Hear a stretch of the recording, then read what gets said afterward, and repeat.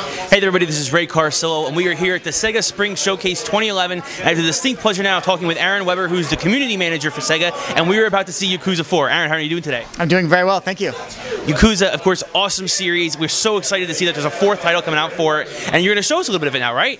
I am. We're actually going to show you all 4 characters and how they fight within the game. This is the demo, which actually just came out on PSN, so if people like what they see, they can actually go download this right now. Awesome, so let's take a look. Sega. Okay, so we're starting off now as Akiyama. Akiyama fights a lot with his feet. That's sort of his fighting style, and we're going to build up our heat gauge, which is the blue bar there. The first thing we're going to do is try and take this guy with the golf club out. And once we've done that, we'll be able to take the weapon from him. So as soon as he gets back up, and in fact, we're just going to take care of him right here. Now, of course, Yakuza, known for its great fighting style. What changes have happened to the mechanics from 3 to 4, if any? Probably the biggest change is that you've got the new characters, and they fight very differently than Kazuma Kiryu did. So all of Shun's fighting, of Akiyama-san's fighting, is completely different, like the kicks, the spins. He's got similar like dodge dashes, and he can guard. But beyond that, everything else is different. So we're going to build up the blue gauge one more time, and then we're going to use the heat attack with this weapon, which is very satisfying. One of my favorites. The golf club, of course, always a staple of the Yakuza series. This is true, it's true. And one other thing that varies between the characters is that they actually will wield certain weapons differently. In the demo, we've given Akiyama-san, as we tap left on the D-pad, a pair of twin collie sticks, and we can just move through people really easily with these things. And this poor guy standing up, well, let's see.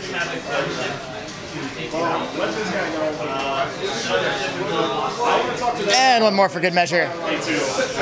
Yeah. Yakuza 4 is obviously rated E for everyone. I'm just kidding. We're definitely M for mature.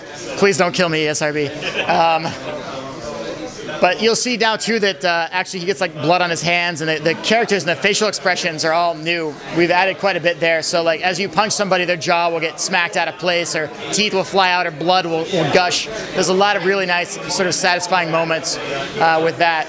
Now, if I can get this guy, let's see here, near a pole, I'm going to be able to pull off a special move on him. There we go. So that's the end of Akiyama. He's the first character. This is Tanimura. He's the cop. So instead of actually being part of the Yakuza, you play as a cop as one of the characters in this game.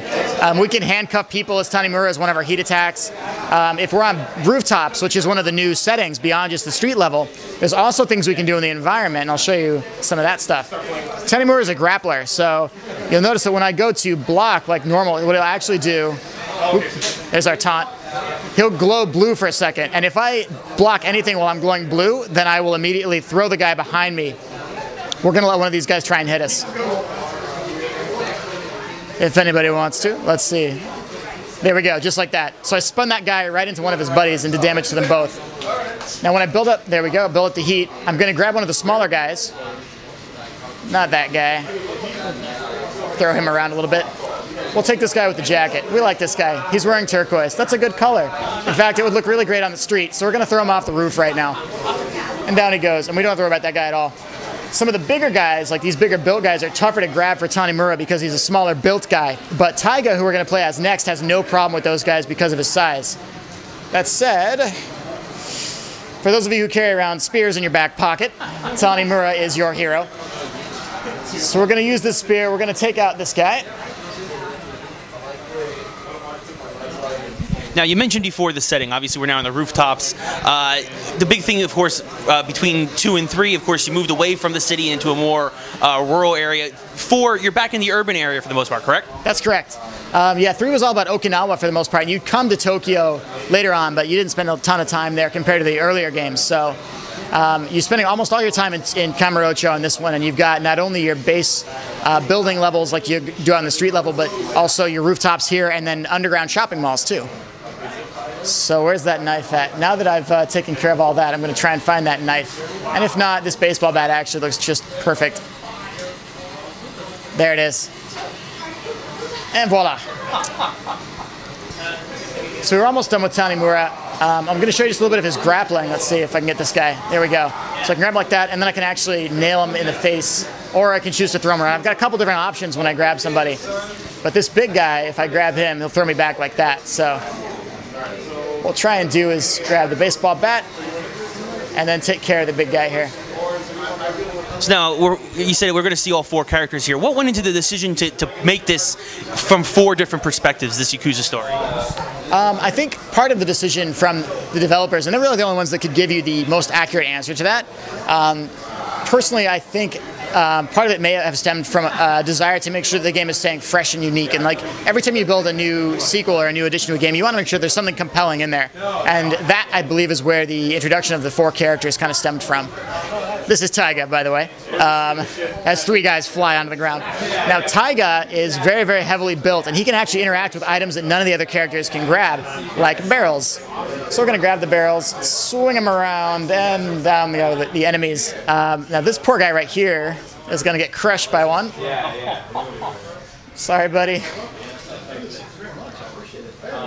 And down he goes. So now we've got his baseball bat swinging around a bit. Now, Taiga is immensely powerful, but he's kind of slow as a result. So when you get to playing as him, he's the second character you play through in the main storyline. You'll notice he plays very differently. As an example, I'm going to get rid of the bat here. Taiga, you can actually charge up his attack. So if I attack once with square and then hold triangle, I'll do a charge like that.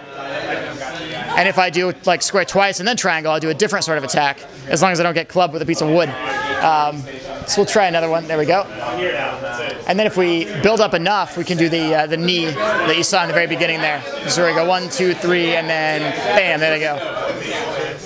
Taiga is a very, very satisfying character to play as, just because of how solid a lot of his hits are. He's also in the demo. He's got a katana we can play with. And this guy over here, he got like a purple cloud around him, which means that he's actually scared. He's really scared. So we're going to go for him first and chop him up a bit.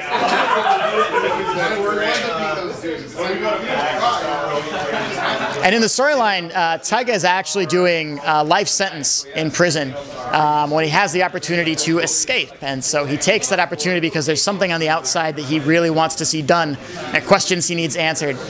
Fans of the series will probably enjoy his storyline quite a bit, as it relates directly to certain characters from previous games. The final character we're going to see is Kazuma Kiryu, the series staple, really. He's the fan-loved character. You've seen him in every game. He's getting older, but he's still got a kick to him, and we're going to show that off right now. Now, you mentioned the story, and there's tell us a little bit about the story of Yakuza 4 and how things have progressed. The story starts off with Akiyama, and he's approached by a woman who wants him to loan her 100 million yen, and that's a lot of money. Now, Akiyama actually tells her he'll agree to that as long as she can pass one of his tests. And so the entire storyline actually revolves around, from Akiyama's perspective, figuring out what this woman wants the money for, rather. When you get to the next character, it's all about getting out of prison as Taiga and finding the answers to the own questions you have. When you get to Tanimura, it's about finding out who killed your father, who was also a cop. And then when you get to Kiryu, it's about making sure that the Tojo clan is taken care of. And there's a lot of times when Kiryu will get involved again with the Tojo clan when things go south. And this is one of those cases where he decides to get involved to make sure that the clan that he left behind's best interests are kept at heart. We're going to grab a traffic cone here. There we go. Beat this guy over the head with it a little bit. Now we can actually do a heat attack with the traffic cones too. If we build up enough, there we go, just like that. We're going to grab one of these cones, and we're going to find this guy. And then if we mash down a triangle as we're doing this, we'll just keep hitting him over and over and over and over. And one more for good measure. There we go. Just like that. Oh, they grabbed the cone too. That's cute. That's really cute. So we'll take this guy out and then get rid of the cone. And we'll take a bicycle to his friend. Now you can charge a lot of attacks too. If we hold this down, we'll charge like that and then slam into that guy. And when he's on the ground, we're going to throw the bike on him and then jump on him. So yeah, the game is totally family friendly. There's like no violence at all anywhere in this, as you can see. That's just a ketchup stain. I don't know what that is. This is weird. But yeah, Yakuza 4, it's coming out March 15th. The demo is out now. If fans like it, especially if they like Hostess Clubs, if they pre-order at GameStop, you'll get a exclusive like dynamic theme for your PS3 with the hostesses in it. So there's a lot of cool bonuses. We've made a huge effort to include as much content as possible with this version of the game. So we really hope fans will enjoy it and go out there and support it. Very cool. And you mentioned the Hostess Clubs. They make a return in this game, right? They do. When they got cut in 3, a lot of people were mad, and understandably so, you know, because even though Yakuza and the Hostess Clubs is very foreign, like it's a weird thing, and most Americans have no idea what a Hostess Club is. But the fans that really like this game, a lot of those people still wanted that option. You know, they wanted that freedom to choose to experience it. And for many of them, Japanese culture is what makes Yakuza so unique and so awesome. So we made sure to put those Hostess Clubs back in this time. Other cut content like Mahjong from Yakuza 3 is in Yakuza 4, and all the side quests are completely in Yakuza 4. So we've made a very big effort to do as best a job as we could with it. Awesome. Well, very cool, Aaron. Thanks for your time, man. Yakuza 4, March 15th. We'll get your Dragon Tattooos retouched up a little bit.